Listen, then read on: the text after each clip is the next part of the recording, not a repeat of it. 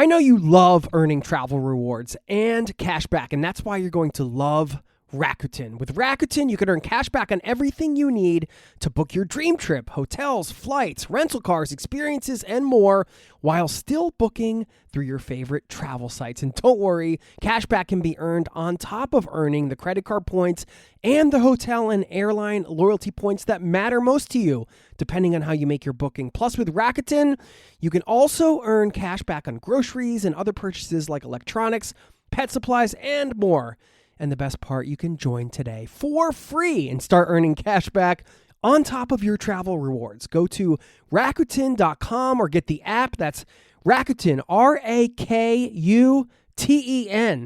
Rakuten, the most rewarding way to shop. This episode is brought to you by TaxAct. Don't do your taxes alone. Join TaxAct's National Admin Night. Admin nights are social gatherings for getting through your to-do list. So get ready for a night of fun, finding deductions, and filing taxes with TaxAct, where you can file your federal and state return for just $49 through April 8. Let's get together and get them over with.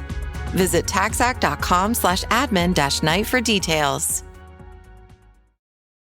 This episode is brought to you by Redfin. You're listening to a podcast, which means you're probably multitasking. Maybe even scrolling home listings on Redfin, saving homes without expecting to get them. But Redfin isn't just built for endless browsing. It's built to help you find and own a home. With agents who close twice as many deals, when you find the one, you've got a real shot at getting it. Get started at redfin.com. Own the dream. Today, 5 reasons to visit the Florida Keys. Haven't done a good old-fashioned destination episode in a while, and it's fun to just dive in and get some of that history, hear about some of the sites, the food, the culture, and this is a destination that has eluded me for far too long. So when my buddy Aaron, host of the Armchair Explorer podcast, mentioned he produced a show for the Florida Keys called Florida Keys Traveler Podcast and asked if I'd bring the host, Elizabeth Lasley, on, as well as the producer, Jason, who was there taking audio. I thought this is a great way to explore the Keys, get some of that Florida Keys vibe going, and whisk you away to this unique destination. So let's do it. Buckle up, strap in. Thanks for being here, and welcome to the Zero to Travel podcast, my friend.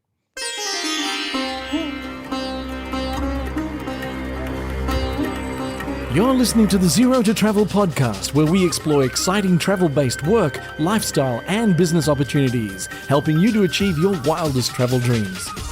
And now your host, world wanderer and travel junkie, Jason Moore. Hey, what's up? It's Jason here with ZeroToTravel.com. Welcome to the show. Thanks for hanging out, letting me bring a little travel into your ears today. This is the show to help you travel the world on your terms, to fill your life with as much travel as you desire, no matter what your situation or experience. And per the usual, whenever I do these list-type episodes, I do rank them from 5 to 1, and I'm just curious, as my number 1, it ties in with a personal dream. I'm wondering if anybody out there shares the same dream or has had this experience in the way that I wanted to have it, that you're going to hear me describe in this episode. And of course, along the way, we're going to talk food. We're going to talk water sports, history, whole bunch of fun stuff. And at the end, if you will stick around, you'll hear a short episode from the Florida Keys Traveler podcast tying in with my number 1 reason to visit the Florida Keys. And if you do share this dream, I think you're going to enjoy some of the audio you hear in that. So without further ado, let's get into it. Thanks for listening and enjoy the show.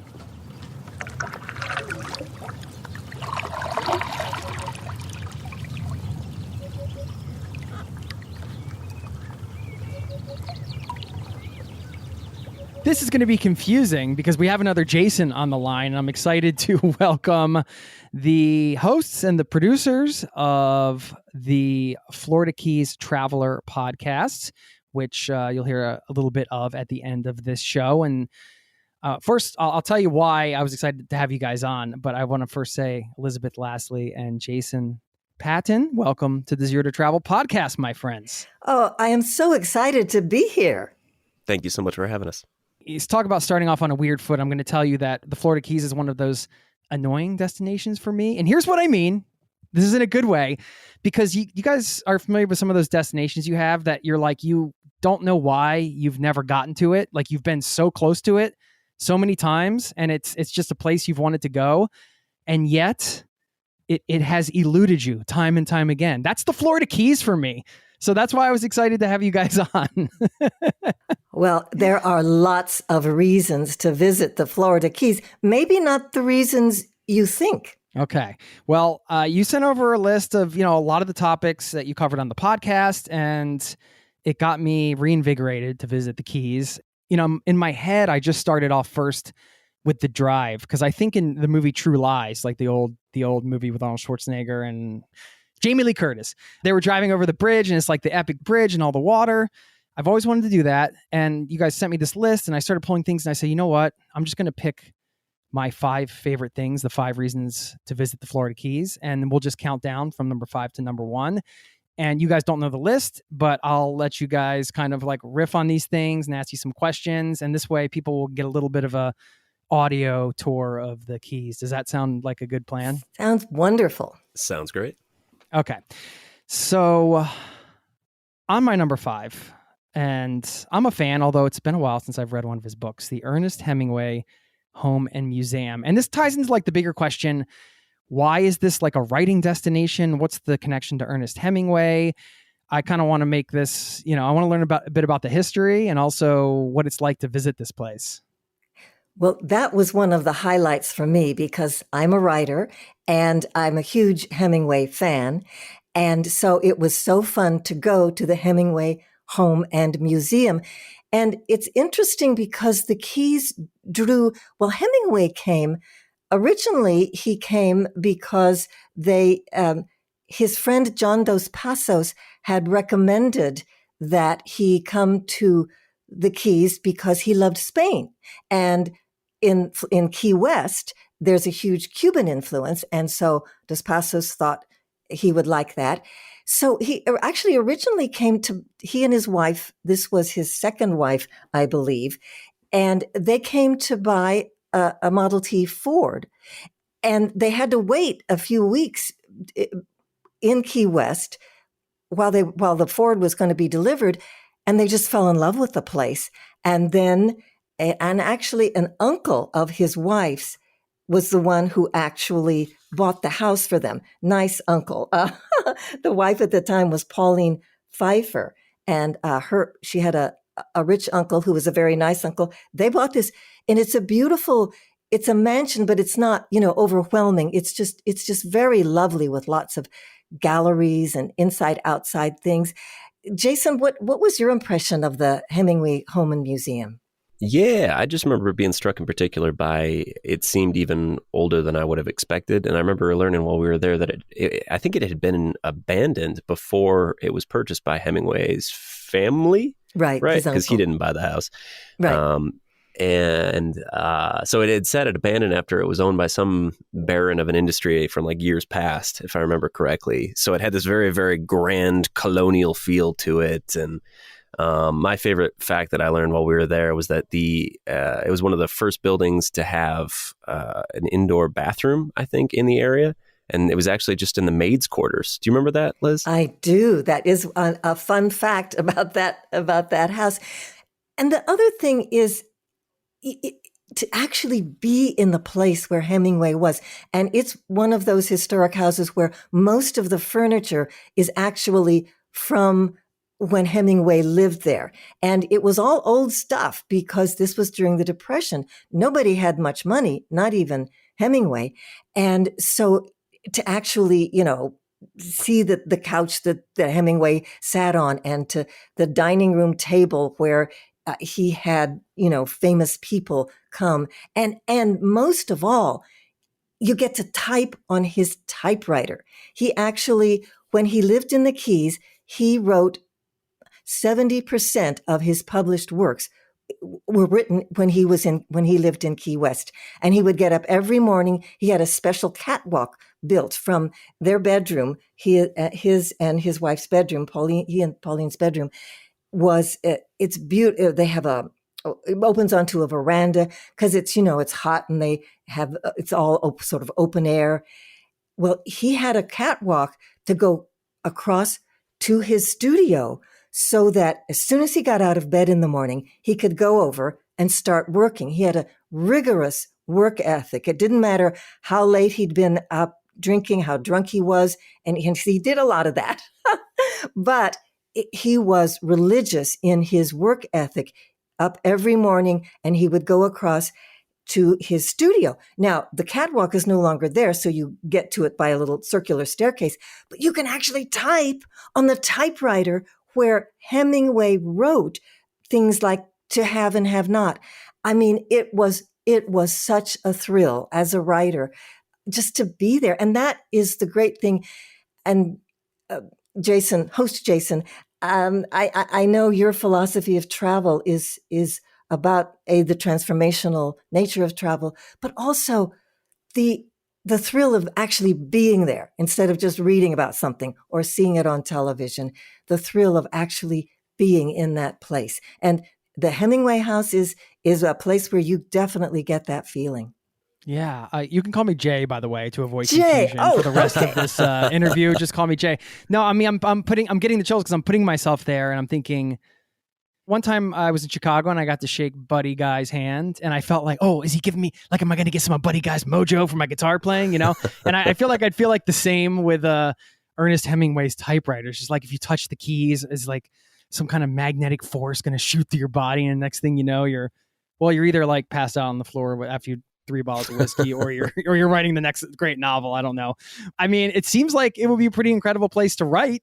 Yeah, and that's something that they do invite writers to, they don't invite them for free, of course, but you can pay money and get a residency there and type in the same room that he wrote some of his most famous stories.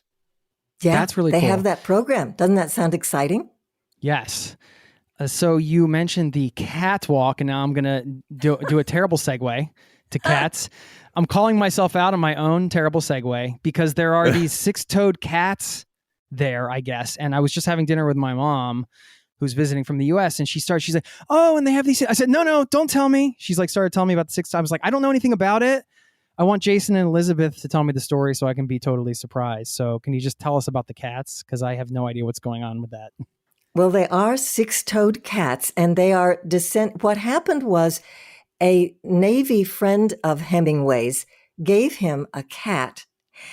The Navy, who knew, bred 6-toed cats because 6-toed cats are better at everything cats do that the Navy likes them to do, like when they're on ships to go to catch rats and to catch mice. They're better that extra. They have an extra on their front paws. They have 6 toes instead of 5, and it makes them better climbers. It makes them better able to catch a lizard or a rat. And so the Navy would actually breed for that variety. And so Hemingway was given a cat. I believe its name was Snow White because they had just been to see the new movie downtown about Snow White. And then Snow White apparently was a very popular girl, and she had lots of litters. And so then they had cats and lots of cousins. Now, what they tell us, we don't know for sure, but what they told us at the Hemingway house is that all the cats there are descended from Snow White, from those first cats. And they're about, I don't know how many, but there are lots of them, and they're all over the place, and they're so sweet and they're so cute. And it really gives you like the feeling of what it would have been like. It makes the home feel so much more lived in and more authentic. You're seeing it how Hemingway would have seen it with all these cats running all over the place. I'm sure there's more now than there were then. But it's also just a little bit trippy because you're in this, mildly museum environment, a lot of like very, old furniture and stuff. Don't sit on the couches, don't sit at the table. And then meanwhile, there's just cats stretching out on the oldest table you've ever seen in your life that had some of the most famous movie stars of the golden era of Hollywood sitting around it. And the cat's just, maybe clawing it a little bit because it feels like it, just cat stuff, Yeah, it really lends a hominess to the place. And you stand at that dining room table and realize that, and one thing that surprised me about Hemingway that I learned from being there was his sense of humor. I didn't think that much about him having a sense of humor, but apparently he would do things like he would name the cats after famous people. I guess today I think the staff names them, and we met one named Babe Ruth, but like he would name a cat Ingrid Bergman. And then Ingrid Bergman would actually come and sit at that table where we were standing, and Hemingway would introduce Ingrid to Ingrid Bergman, the cat. And I was just, I don't know, it's just like a side of Hemingway you don't hear about a lot. And also because he's known for being this great hunter, he really did love animals. And it may seem incongruous, but I do think hunters do and can love and have a respect for animals. So he was crazy about those cats. Yeah, and cats don't give a crap, like you said. I mean, they will lay everywhere, right? They don't care if the table's like. I'd swear they were aiming for the more antique stuff. Oh yes, yeah. And that sounds like a cat. They're just like, yeah, that thing looks really old. I'm going for it. Yeah.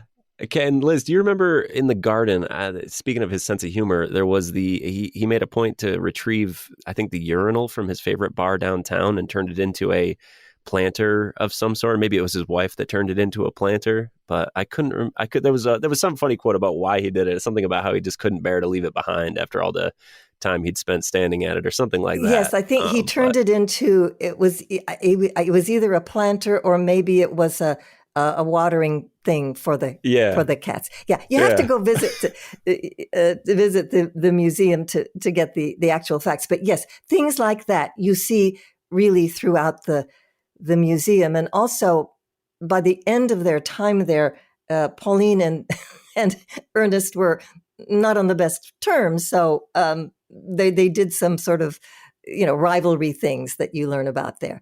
But it humanizes the man. It humanizes the great writer.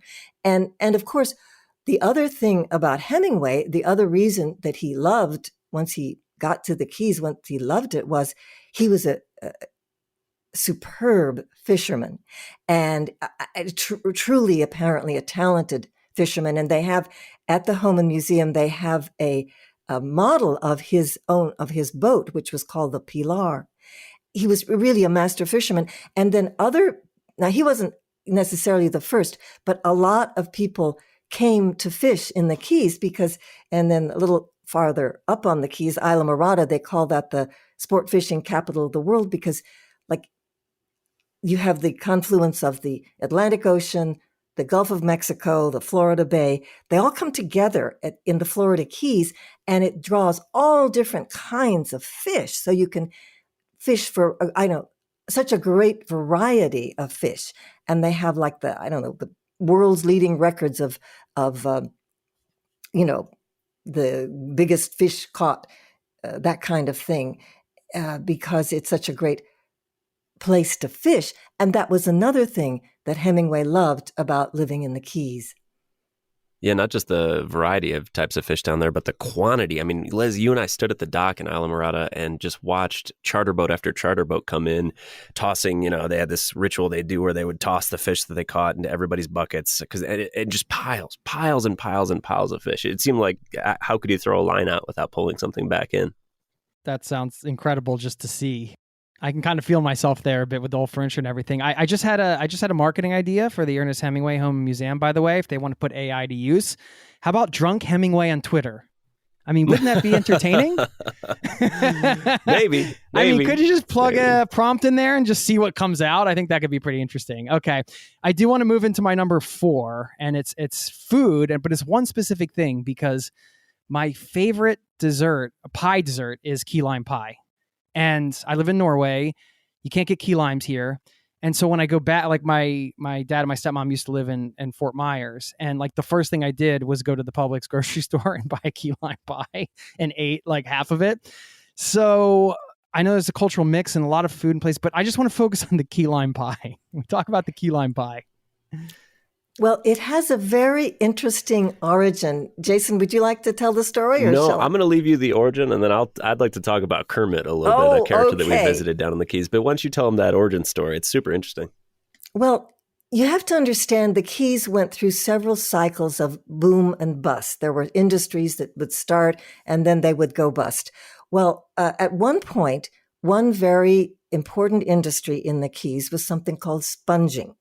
Now, a sponge, not like the little sponge that you have at your kitchen sink, but the real sponges. The live animal. They're live animals. Yeah, they grow on the floor of the ocean. And so for a long time, there would be, this would be like in the 1800s, they were spongers and boats would go out for days at a time. And the spongers would fish for the sponges and they would pull them up in ways so that it wouldn't destroy. They would pull them up, but they had like hooks that they would hook the sponges up. And then they would do it in such a way that the rest of the sponge could reattach itself. But they had to stay out for days at a time because they'd pull the live sponges up and then they had to dry in the sun and apparently smelled terrible, but they eventually dried. And then the skeleton that was left was what then became a sponge. It would be more like the old-fashioned sponges and maybe look a little bit more like a loofah. Okay, so they had to be out at sea for days at a time. So they had, not a lot of fresh food. It's hot down there. And one of the things they had was condensed milk because they would put it in their Cuban, like cafe cubano. They put it in their coffee. And so after they'd been out for for several days, they still had the can of condensed milk. They had key limes because they had that out there. A lot of times they would do it to help preserve the food they had, the fish, or they would flavor the fish they had, maybe make a ceviche or whatever. So they had key limes and they had the condensed milk. And then they also had this Cuban bread, which after a few days gets very hard. And so what they would do after they'd been out for a while, they would squeeze some key lime juice into the condensed milk, and they would put it someplace, at the coolest place on the boat. And the boat, with the movement of the boat, would kind of make a kind of a pudding. And then they would put some of the sprinkle of the ground up Cuban bread on top, and then they would just eat this kind of pudding straight from the can. And that, they say, is actually the origin of key lime pie.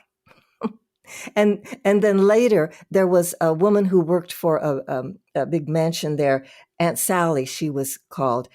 She actually then was the first one, they think, to actually then take that combination and actually bake it into a pie. It did not originate at the Publix grocery store then. No, I'm definitely not correctly. there. And okay. the wildest thing that I found was that key limes aren't green. What color are they? Liz? They're yellow. Yeah. I thought they were green. I guess I know. they are. And it's still like the unofficially adopted color is green. For example, we did a tour of a key lime shop in downtown Key West, owned by a gentleman named Kermit, who was quite the character. We rolled up and he was standing out front in a completely green suit, chef's clothing, I would say. And his shop had key lime everything, key lime shampoo, key lime deodorant, key lime motor oil, for all I know. Goodness, everything. And we did make some key lime pie with him. And green is still the color. But yeah, the actual key limes themselves, yellow. Okay, now I'm a little jealous because, first of all, that shop sounds amazing. Secondly, the guy's name's Kermit, so that's super cool. Kermit Carpenter. I have a lot of travel things in my bucket list or whatever, like list of things I want to do. But I also have other things, and one of them is make a key lime pie. And you got to make a key lime pie in the Florida Keys. And I always think it's such a wonderful travel experience when you get to have a food where it was invented, or, like you go to Naples and you have pizza, or, you eat Mexican food in Mexico, or and it's like your first time there and you're doing it and you're like, oh, it's happening. Like I'm eating pizza in Italy. I'm eating key lime pie in the Keys. So anyway, I think like for me, that reason's just reason enough to go. We'll get back to the interview in just a moment. I know you love earning travel rewards and cash back, and that's why you're going to love Rakuten. With Rakuten, you can earn cash back on everything you need to book your dream trip, hotels, flights, rental cars, experiences, and more, while still booking through your favorite travel sites. And don't worry, cash back can be earned on top of earning the credit card points and the hotel and airline loyalty points that matter most to you, depending on how you make your booking. Plus, with Rakuten, you can also earn cash back on groceries and other purchases like electronics, pet supplies, and more. And the best part, you can join today for free and start earning cash back on top of your travel rewards. Go to Rakuten.com or get the app. That's Rakuten, Rakuten. Rakuten, the most rewarding way to shop. Refreshing wild cherry cola meets smooth cream. The treat you deserve. Pepsi Wild Cherry and Cream. Treat yourself. Now, back to the show. If you guys don't mind, I'll move down to my number 3 because I had this as a general category, but then I thought, let me hone this in a little bit. So the general number 3, because I just think this is an enjoyable and a great way to spend the day, is water sports. But then I was like, let's kind of like narrow this down to kayaking, because kayaking is a big thing in Florida. And I know you guys mentioned on your list there's some kind of secret garden thing. I didn't really know what that was about. So I was really curious about that, because that sounds like something, if I was there and I like walked by a flyer on the street and saw that, I would be like, yeah, I want to do that. Oh, well, yes, we did 2 kayaking trips when we were there. One was kayaking to a place called Indian Key, which was a whole other experience. But the secret garden was, there's a man named Bill Keogh who is an author, photographer, naturalist, and he has a company, I think it's called Big Pine Kayaks, and he takes people on kayaking adventures, and you set forth. We left from Big Pine Key, and you go out and into the ocean, and then there are all these mangrove islands. All these islands really are. Well, they were originally actually the Florida Keys were originally part of a coral reef, but then the islands are all of mangroves. So he takes us out, and then first of all, you look at all kinds of different fish that are in the water under you. The little fish swimming by, and he points out and he says, "Oh, that's something called a mahara or something like that." And and then as you're going by these mangrove islands, we noticed there was like a little opening, tiny, but you could hardly see it. And I said something about that, and Bill Keogh says, "Oh yes, would you like to go exploring?" And we said, "Well, yes." Who answers no? What traveler's going to be like, nah, I don't want to go exploring? Oh, you never say no. Right. Like that's a leading question to a traveler if I've ever heard one. Oh, totally. So he takes us, and first of all, we have to minimize the size of our kayaks, because we have, the double paddle kayaks. He said, well, we have to make them into just one paddle kayaks. And once you're in the mangrove, he called it a mangrove tunnel. And you go in there, and then you instead of paddling like a kayak, you paddle more like a canoe with one half paddle, and you paddle on each side. And then once you're in, you kind of move yourself along with the branches of the mangroves.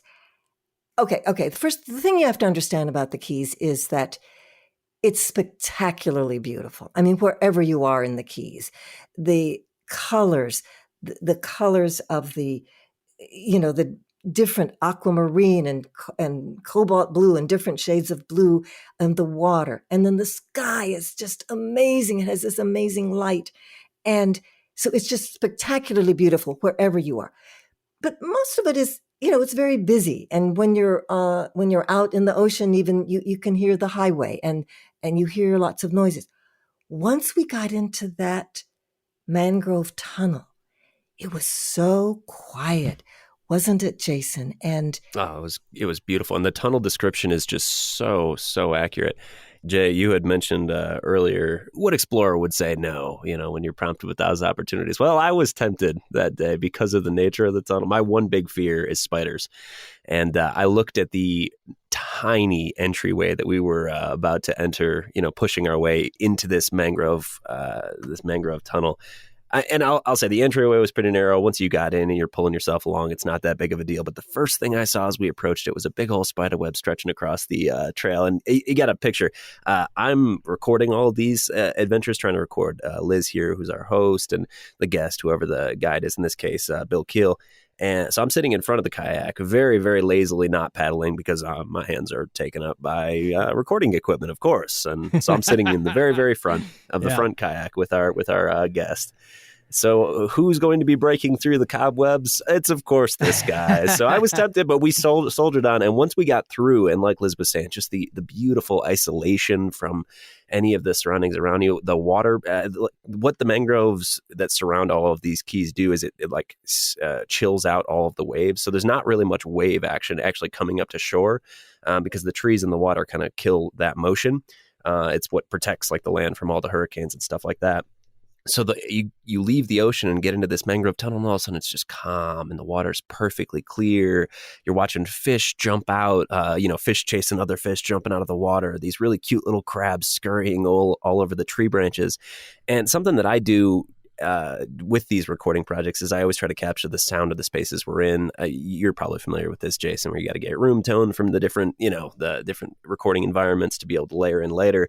And I just ask in almost all of these situations, like if everyone can just be quiet for about 30 seconds, just listen, just hear what's going on around us. And it was something that Bill doesn't usually do. He actually said he was going to steal that idea for his future trips, just like make everyone sit in silence for a little bit, because that stillness, the Keys is a vibrant place. It's an exciting place. It's often a very, very noisy and exciting place, but to get out and to actually just settle down for a little bit, especially after the exertion, well, I'm sure there was some exertion. I wouldn't know. I was sitting in the front recording, but right. Liz, it was nice, I bet, to take a little break in there. As travelers, I think this is a good travel tip, right? What you just talked about is, I'm a bit of an audio nerd too. I love audio, but sometimes that aspect of the travel experience gets lost. Like let me just like use my listening sense and just take this in a different way. A mangrove is a unique natural habitat, a unique thing, a unique ecosystem, I guess I'm trying to say. So it's not everywhere that you go that you get to explore a mangrove. So I think it's really cool when you go to a place where you get to have something you just don't find them everywhere, right? No, it's certainly a super unique environment, and it just felt so improvisational and raw because it didn't seem like there was any established route. You could just explore and go.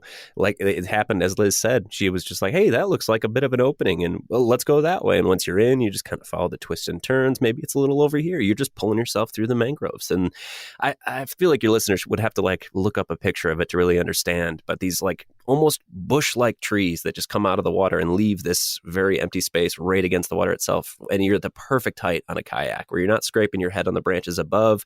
You're almost in the water itself, just cruising under this beautiful canopy. Very, very, like you said, Jason, a very unique environment.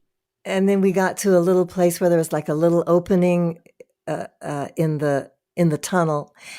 And that's what I call our secret garden and then we just, and the things that you hear. And then he would tell us, Bill Keogh told us that we learned about how the fish and the birds operate because they'll hear, when the kayak comes through, it like, there's noise, and it also, moves the water a bit, which makes fish move. And apparently the barracudas are very clever. They wait for that. And then when the kayak goes by and, gets the fish going, then the barracudas can eat the fish. And also there was a green heron, I think Bill said, that she would just wait again for the kayaks to come through to stir up the fish because it was mealtime. Nature knows. Nature knows. And then and when you could hear the fish, jumping, and you could hear the sounds of birds and even the creaking of the trees sometimes. And then when we went back out, then eventually we had to leave and go back out. We felt exposed, didn't we, Jason? Yeah, well, going straight from a very, very, insular mangrove tunnel straight back out to the open ocean, and then having to we in that day in particular, we had the blessing of the wind at our backs on the way to the Keys, so it was a pretty easy trip. The way back, wind was against us, and again, I don't know, I wasn't struggling at all, just sitting there, but it was probably a bit of a hike to get back. Mean, Jason, you did your job. You broke all the cobwebs and the spider webs. I mean, I guess you recorded some audio too along the way. Yeah. No, I'm kidding. I want to move into the number 2. We only had 2 left. Building up to the number 1. Okay, I was corrected on this because I originally said beaches, and this is one of those, hey, if you haven't been to the Keys, you don't know. So I'm not allowed to say beaches. I was corrected on that. It's something else, right? I mean, there is a place to go swimming. There are places to go swimming, I imagine. How does it? Oh, you can swim. You could swim everywhere, but the Keys themselves are just built on a coral reef, and coral is it's not sand, that's for sure. So it's not, people might go there expecting to see the like Daytona beaches or something like that. It's not that. It's something very different. Plenty of swimming opportunities, though. Its own type of beautiful. Well, what I was looking for, Elizabeth, I was going to ask you, maybe tying this in with, like sunrise and sunset spots or a place to spend a day swimming or something like that. And then a general sort of conversation on what they're doing to restore the reef, because I know obviously that's a big part of this as well. And there are ecosystems struggling all over the world. So I was really curious to hear what they're doing down there and if they're using any of those practices in other places around the world.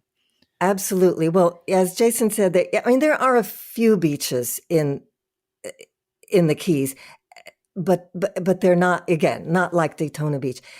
The main thing is the reef, and wherever you are in the Keys, whenever you go into the water, you are in the Florida Keys National Marine Sanctuary. It's it's 3,800 acres of protected waters. Like when we were kayaking in the mangrove secret tunnel, we were in the Marine Sanctuary. When we kayaked to Indian Key, you don't, unless you get way, way offshore, you are in the Florida Keys Marine Sanctuary. And the Florida Reef is, as Jason said, the Keys are built on a reef, and the reef, between the reef and the mangroves, that's what protects the Keys. The reef is it's the Florida Reef, and it starts up above the Keys. It goes all the way. It's about 5 or 6 miles offshore of the Keys, follows the Keys all the way around, clear out to the Dry Tortugas, which are about 70 miles west of Key West, because the Keys curve around, south and west from the mainland. And the Keys and it's the only it's the only coral reef in the continental United States. And like all coral reefs around the world, coral reefs are in trouble. And in the Florida Keys, they have a huge, huge effort to save the coral reefs. They have something called iconic coral reefs, and we met a couple of scientists that are just passionate about this. One is a guy named Ken Niedermeyer, and what he does is he has nurseries that are in the water. They actually grow corals on ropes that are like trees. They call them trees, but they're underwater and like midway between the shore and the reef. And then once the coral gets to a big enough size, then they have to take it out and plant it on the reef and cement it. They actually, these days, they use a little cement to actually attach it to the reef. And that, because coral is a living thing. So we talked to Ken Niedermeyer. So that's what he does. And then we talked to another guy, Dr. David Vaughn, and we visited his laboratory on Summerland Key. And he grows coral reefs sort of at warp speed, because what he does is he does a process called fragmentation, where he breaks up the coral into little bitty pieces, attaches them to something like a plate size of a plate. And because they've been broken, they actually reproduce faster. And And so younger, then, faster and younger, because usually coral would wait like a certain number of years before being able to reproduce. But he's not just doing it way quicker, but they're starting the process of reproduction way quicker. It was almost like cloning, I would call it in a way, but not quite cloning. That was just the way my simplistic brain could understand it. But something like that, wasn't it, Liz? yes, because the actual, we learned all about the sex life of the coral, but The man with a million grandchildren is what we yes, call so him. basically he has a million grandchildren. And but yeah, the actual normal reproduction cycle, he said, is too slow. So, but when you break a coral, it sort of, it's like when you break, he used the analogy of when you have a scar on your skin, this new skin grows over faster to heal it. And so that's what happens with the coral. So, but then you have to, once you grow the coral, then you have to attach it to the reef. And one thing that they're doing in this Ken Niedermeyer's group is Reef Renewal USA. If you're a scuba diver, you can actually get involved in this. You can get in touch with them and they will show you how to do it. And as you go out on a scuba dive, they'll show you how to take some of these corals that they have started growing and attach them to the coral reef.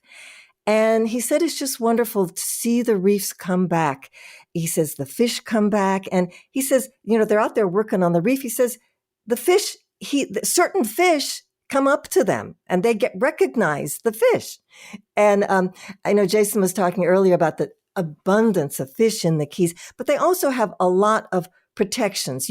There's a lot of, you can't just keep everything you catch. In fact, catch and release is the main thing. If you're going to catch one of those big sailfish or swordfish, you catch it and you take a picture of it and you let it go. And then they make a fiberglass model of it, painted the way the fish is. And that's what you hang on your wall.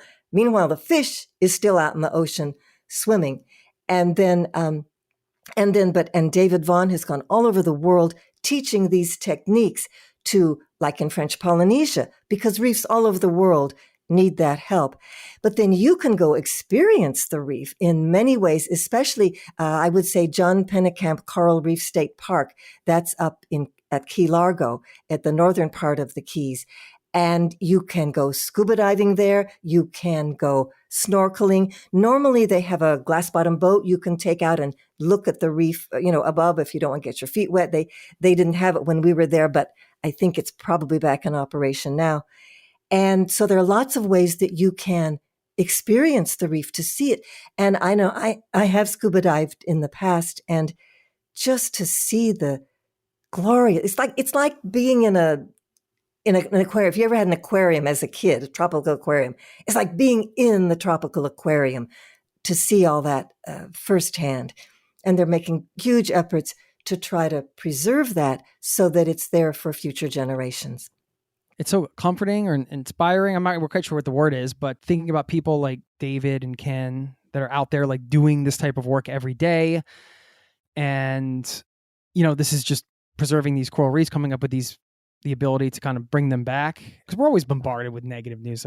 I just love the thought when you hear these individuals that are doing this kind of work and thinking about how much that does for an area and then for the planet, because knowledge gets shared and everything like that. I always think it's really nice to remember and to hear those stories and to know that there's people out there. So I'm shouting out and saluting the unsung heroes like Ken and David, who are doing their part to preserve the earth. The craziest part is they're not just developing these brand new for the world techniques of restoring these reefs that are so important, but they're also like they're the ones that are creating the systems that now other people are using for other restoration efforts. Like, there was no regulation that allowed them to go, when they started, it was like, hey, can I go put this coral that I've planted and created in the ocean? And the local government is like, I don't know, we've never done this before. So they're like having to break these barriers and create these new systems that are going to be used in all sorts of places in the environment that we need to save it.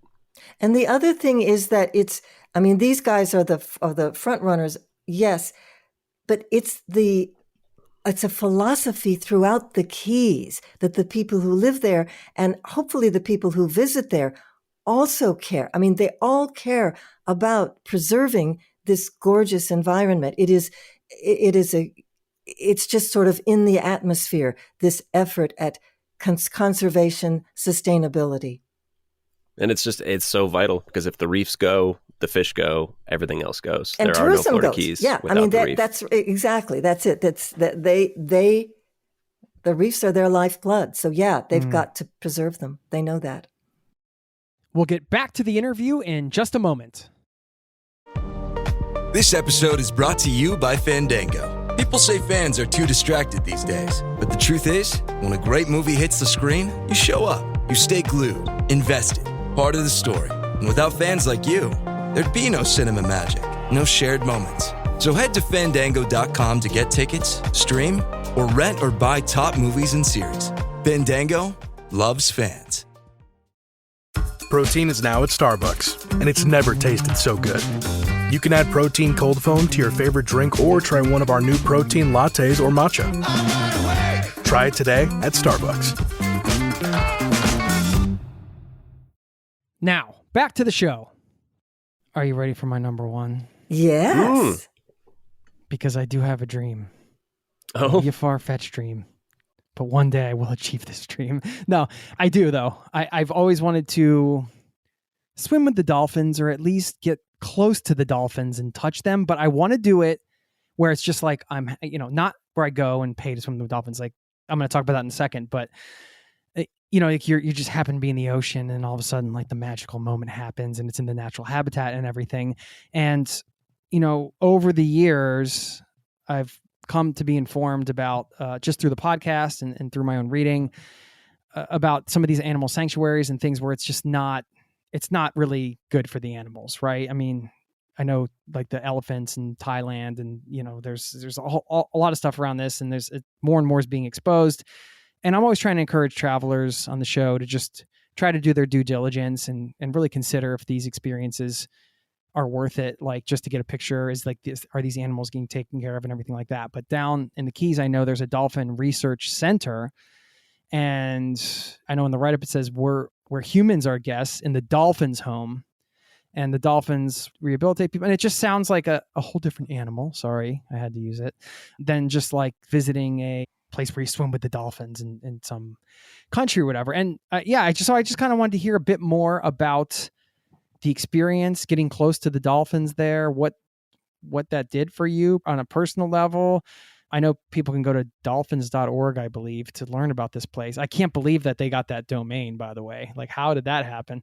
Can you talk about that experience? And if you want to share some of the things I mentioned about visiting animals and that type of stuff, I'd love to hear a bit more about that specific place and how they kind of approach that stuff. It was probably our favorite experience of the trip. Would you say, Jason, that was the highlight? Oh, definitely. Yeah, definitely. Yes, it is a place where dolphins rehabilitate people.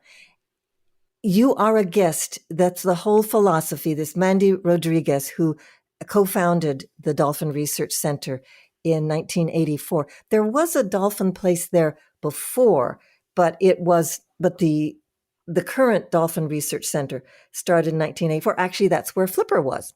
And the current dolphins, two of the dolphins we met were actually descendants of Flipper. Or flippers, should we say? Flippers. I think there was a couple flippers. There was some backups. Oh, that's right. There was more than one Flipper. But they're all descendants of the flippers. The flippers, the Flipper family.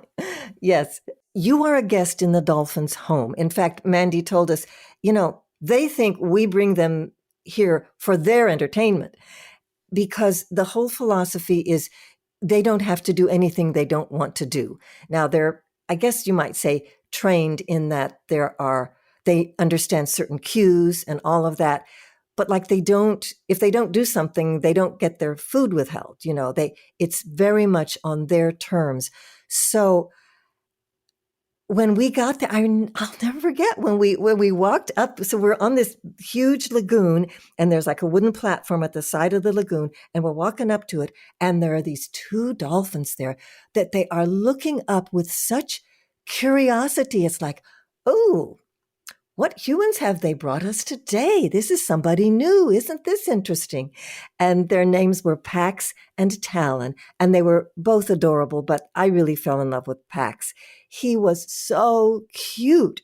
And they come up and again, it's all on their terms. Mandy Rodriguez had me hold my hand out at the edge of the pool. And then Pax came up and put his chin in my hand.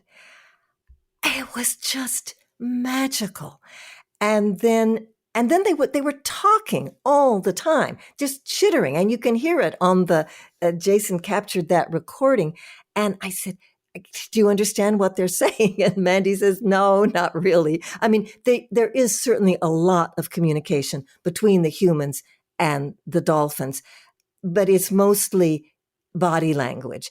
They haven't quite cracked the code of the sounds they make. But that was definitely something you could tell that was something that hit Mandy. That question hit him deep inside because you could tell it would just mean the world to him if he could just open up and have an easy communication conversation with those dolphins, because you could tell they mean everything to him. He told us on the episode that he's only here today because of dolphins, and that's something that we mentioned earlier. This was our favorite stop of the trip, and it hit a chord with me that I didn't expect going in. They have a program there. One of the taglines is that dolphins rehabilitate humans there. And they have programs with veterans where they bring in veterans to meet with the dolphins. And because it helps them so much with their PTSD or other issues that they're having to connect with creatures like this, because they're so hyper intelligent. They're so strong. They're massive, massive creatures. You don't understand how large a dolphin is until it flops up on a platform next to you. And you can't even see from one end of it to the other, basically, without turning your head. It's wild,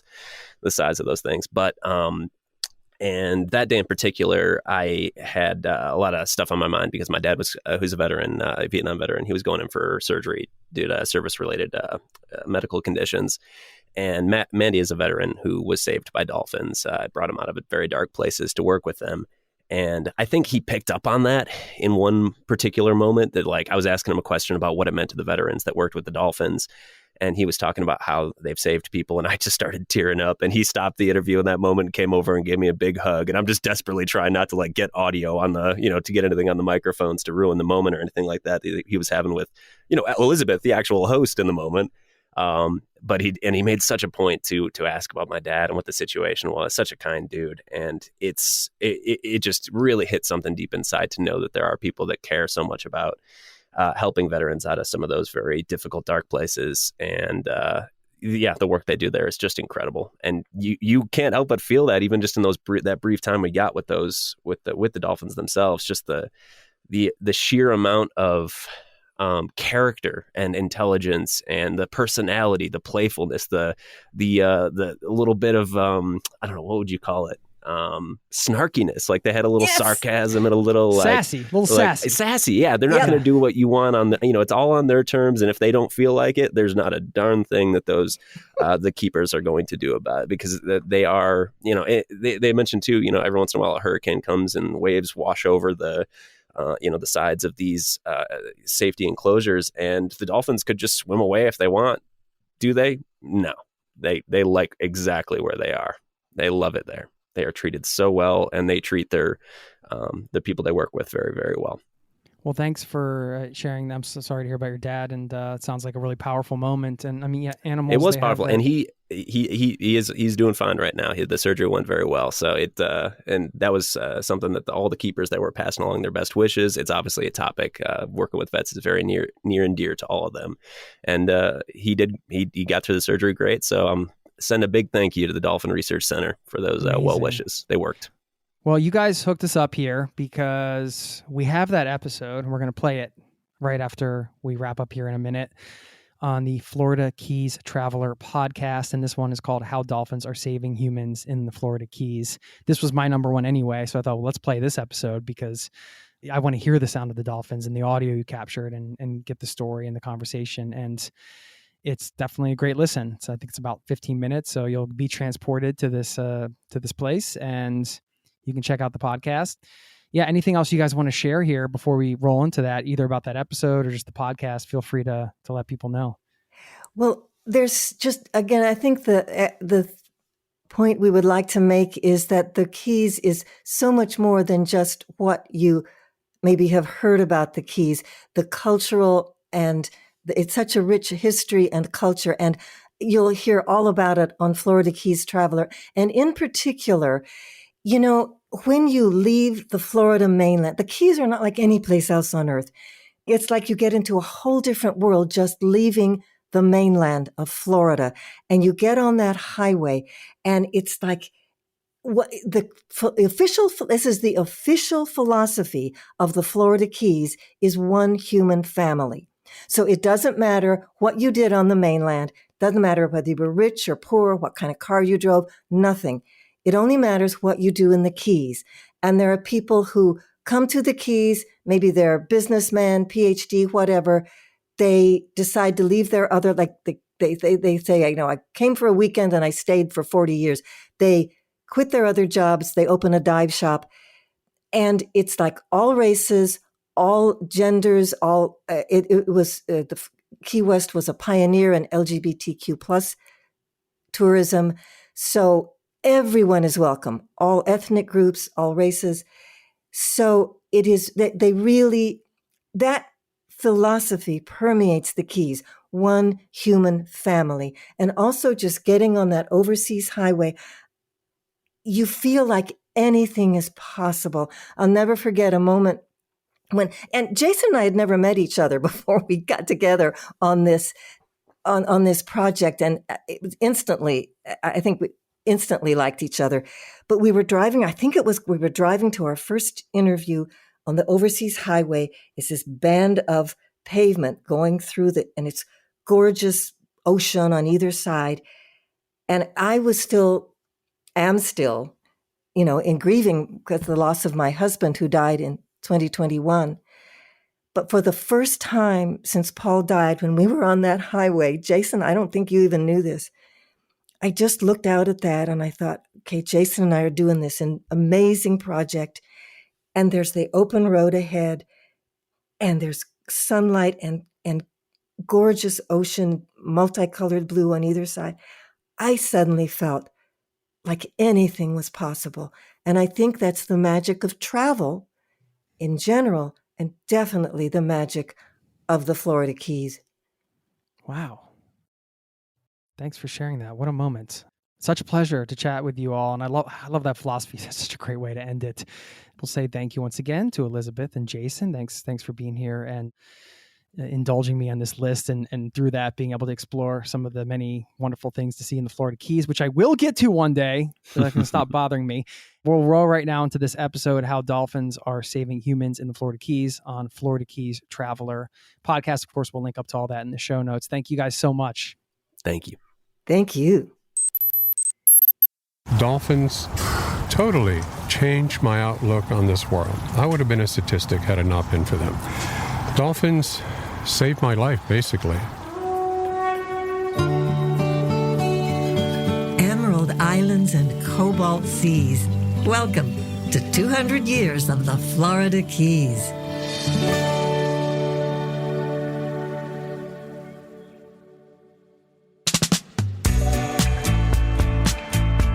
Hi there. I'm Elizabeth Harryman Lasley. Welcome back to Florida Keys Traveler. As producer Jason Paton and I have traveled around the Florida Keys, we have found a great sense of community, neighbor helping neighbor, even when that neighbor might be a dolphin. Flipper started here at Dolphin Research Center in the 60s. There were 5 flippers, not just one. Really? Flipper actually had stand-ins. So 2 of the flippers, Little Bit and Gippy, had an on-stage romance. So the tradition continues. Mandy Rodriguez co-founded Dolphin Research Center in Marathon in 1984. Jason and I stand with him on a wooden platform at the side of a lagoon where 2 dolphins are swimming. Their names are Pax and Talon. There are 2 brothers. They are a direct descendant of Flipper. I have never seen a dolphin just come up and want to be with you, but that's kind of the point, isn't it? We are in their space. Because a lot of, I think in the old days maybe, dolphin shows were performances and it was for the 2-legged people. But here, we're in their home, right? You hit right smack on the nail why Dolphin Research Center is Dolphin Research Center. What we do here is exactly what you said. is these dolphins that live here with us are part of our lives. They're our family. They're our partners. We set out to have dolphins being looked at as not a circus star, but a really deep thinking, feeling, you know what? Dolphins don't kill other dolphins because they're a different color or a different religion. Guess who does? So much smarter than us. So we ought to take a lot from their world and how they live their world in harmony with each other. You actually say on the website that the dolphins participate with the humans only if they choose to. Correct. What do you mean by that? Well, first of all, let's take food. Food is given to them regardless of what they do. Their performance or their showing up does not mean anything. You're going to get your food regardless. Now, when we say they choose to interact, is we have a series of symbols. Every dolphin has their own different shape. Pretty much like when we go to a dinner party, you go around and you look at your plate. Oh, there's my name. And I bet you always look to your side, who's sitting next to me. Sometimes you go, oh, I don't want to do this. Sometimes it's wonderful. The same thing with them. They see a symbol. We put it in the water and they come around and see, oh, I belong here. Oh, I may not want to sit next to that, you know what. But again, the food is always going to be there. There's no food deprivation to make them do anything. In fact, you can't make a dolphin do what they don't want. 600 pounds of 9 feet of muscle, you can't. So Teresa was the grand dame. Oh, look, he just did it. One of them just did a backflip. They're going to show off. What do you mean? It's not about them? A lot of people think that all dolphins can jump. Guess what? No, not all dolphins can jump. Some are big jumpers, some are not. Some are thinkers, some are not. Some like to pay attention to our silly human things, some not really. So there are different dolphinalities. We have our own, they have their own. And they're as different as you and I. And you learn all about that here at the Dolphin Research Center. And you may hear some announcements in the background because it's actually open to the public. You can see some guests, I guess you would call them, because they are the guests of the dolphins, right? And they're not going to come into the water unless the dolphin wants them in there. Is that right? Well, actually, tell us about some of the dolphin encounters that you offer to the public. Sure. First, let me tell you that dolphins think that we capture all the humans on a daily basis for their entertainment. So it's not the other way around. Gotcha. Now, our job is to introduce the public to these wonderful animals and let them see and let them make their own choice. Not what somebody's telling them, not what somebody's spouting that they know this and that. Let them make their own choice about A, what we do, and B, about these animals. We, as humans, need to respect them. We need to protect them. They're a window into our lives. Hi there, guys. They're coming up to see us. Okay, now which one is this? This is Tal. That's Talon. You can see these guys are fairly big. Yeah. This family is tall. Here's another dolphinality different. There's some short dolphins. There's some tall dolphins, just like us. Now, the Talon or the Tercy flipper lineage are very tall, and they're aerialists. Ooh. They love going up in the air. I would love, before I die, to be able to do one dive up in the air like dolphins. I don't think so, but I'll try. As a matter of fact, we're going to ask Pax to come on over. Hey, Paxi, come on over, buddy. Hey, big guy. Hi, Pax. You want to come meet us? What do you say, huh? Are you sure? Are you sure about this? You want to come a little closer? Yes, hi. If you offer your palm up like that, doesn't it feel wonderful? I touched a dolphin. Pax, it is so nice to meet you. Hey, Pax, can you use that blowhole? There you go. Thank you for letting me into your world. And look at those beautiful eyes. You are and so see beautiful. the little dimple behind the eye? I do. That's her ear. Yeah. And can you turn? Hi. Can you turn over? There's a belly button. We all have a belly button. And their genital area. He's on his back. He's floating on his back. Good. She just said, she blew that whistle and said, perfect. You want to go? Oh, you can go to him. Oh, Jason, I think I'm in love. He's Now, so adorable. What I'd like to do is next time ask him over and ask him to come up. Now, dolphins are like icebergs in a way. You only see 1/3 of them. But when you see the whole thing out of the water, you realize how big and beautiful and powerful they are. You pay attention for a minute? You ready? Come on up. Now, look at this beautiful, beautiful boy. Hi there. You are so beautiful. And he's holding his tail up. Hi there. Say yes. Hi. Good. And he went back down. Oh, gosh. And then he goes over to the other place. Now, he's you can adorable. appreciate their size and their strength. Yeah. And he's talking all the time. Can you understand what he's saying? I wish I could. I know. You can kind of, the inflection, you can tell.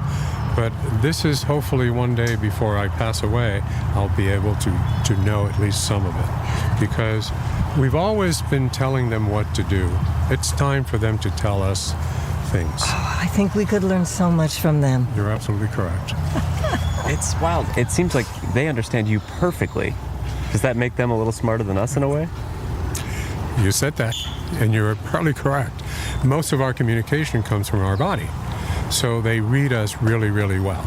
And maybe a little bit of an inflection, a little bit, a couple of words, because they do understand the spoken language. We proved that. I've never seen one up this close before, and the blowhole is just something that I never really thought about. What is the advantage to having it on their head like that? Well, if you're breathing in the ocean, it would be good not to have to pick up your entire head to breathe. And that blowhole is so specialized. Matter of fact, we'll call them over and have them make different sounds. Can you say him over? And this is what we say. They don't have to pay attention all the time. Is it Pax that's floating there? Yeah, he said, I don't, this is what I want to do now. And that's fine. And maybe he's showing off for us, you know? But Talon is coming over, the older brother. Hey! All right, big guy. Can you come up here? It's nice Can you do to this meet sound? you too. Okay. All right. Good. Can you do this sound? Good. Wait, can you do this one? Are you sure? That's great. Thank you. Can you go back to the one? So it's a lip that they manipulate, just like our balloon when we were kids. So if they can have such control over their vocalizations, have you ever met a dolphin with an accent? That's a curious question. I don't know. Maybe when you learn the language more, you'll find out. Maybe I'll know a little bit of a dialect. But again, you heard those sounds, and those sounds, when they echolocate, they're little tiny canals, for lack of a better name, where all that information goes to the inner ear and the brain. What information? We don't know. Our sonar and submarines have imitated their sonar, but we still don't know. In between every click, there's so much information that we have no idea what they're saying. Hi there. You're back. Is that Pax? Paxi. Hi, Pax. Don't tell Talon, but you're my favorite. No, you're not. Okay? But you are going to tell him, right? Yeah, I'm sure you are. You go back. What have the dolphins taught you? What have the dolphins taught me? Tolerance. Dolphins saved my life, basically. When I was in my 20s, I'm still a Marine. We're never ex-Marines. Hoorah, yes. I came back from Vietnam when I was just 20 with my head screwed on backwards. And dolphins totally changed my outlook on this world. I would have been a statistic had it not been for them. They say, well, dolphins are magic. No, they're not. All animals are magic. We humans just don't pay attention. They're talking to us all the time, but we don't pay attention. And so if you pay a little bit of attention, you'll see animals talking to you. Well, dolphins, just as we say, my rubber band was wound tight, they unwound it slowly. And so, in seeing that and seeing what they did for me, we turned around to Wounded Warrior. We've been doing it ever since. I think it's wonderful. So you still offer that program to veterans? Correct, yes. Just a couple of 3 days ago, we had 20 folks. There are 10 couples. One of the couples was afflicted with post-traumatic stress, and they were kind of growing apart.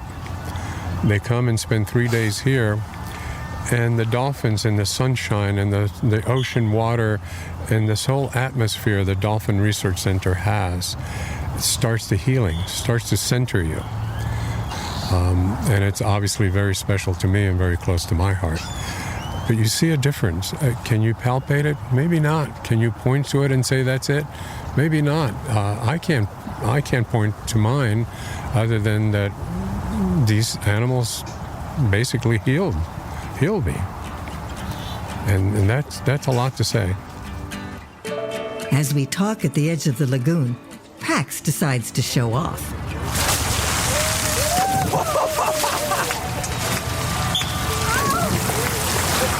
He did a somersault, and we got wet. The power in that is amazing. But again, it's not a circus act. He's doing it because he wants to. They need exercise, Yeah, and he enjoys it. Do they ever splash humans for fun? Absolutely. I mean, this is their playground. This is. This is their house. This is their house. This is their house. They have more going on in that gray melon, beautiful melon of theirs, than a lot of humans know. And this is what we need to bring the word is we need to respect these animals, revere these animals. They're amazing, and we should actually take a lesson from them. Oh, I think just coming here, you take a lesson from them, just being here. Thank you so much. My pleasure. Thank you so much. Hi, Callie. Thank you for joining us. You've been such a nice companion. Will you? Bye, Pax. He's waving goodbye. Okay.